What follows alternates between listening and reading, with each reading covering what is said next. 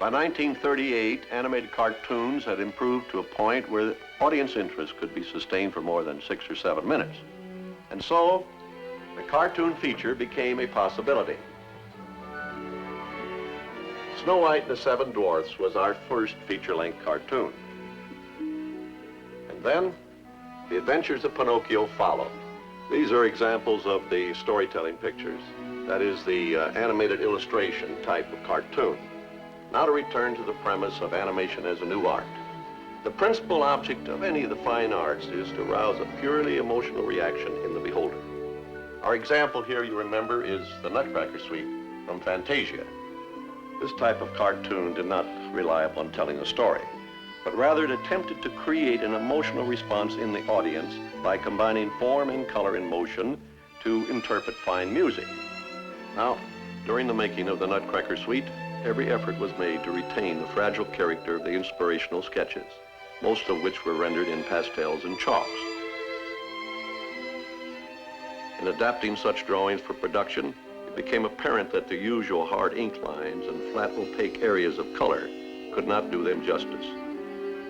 All the beauty of the original conception would have been lost. To retain the ethereal quality, transparent paints were developed.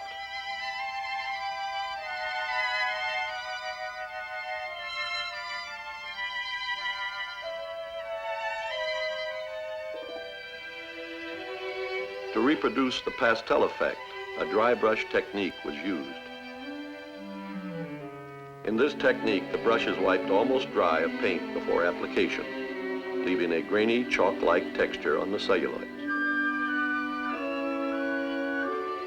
Where soft lights and shadows were called for, airbrush was used on the action cells.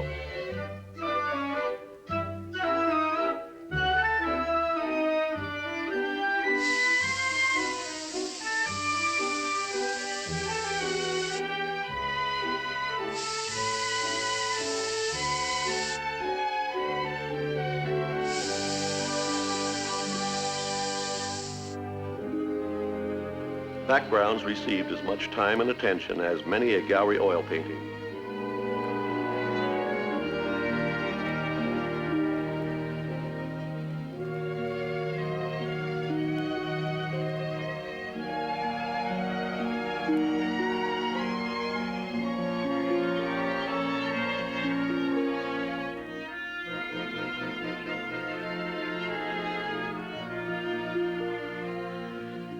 Here is our single frame of motion picture film completed. The care that was taken here is typical of the more than 20,000 frames that comprise the Nutcracker Suite.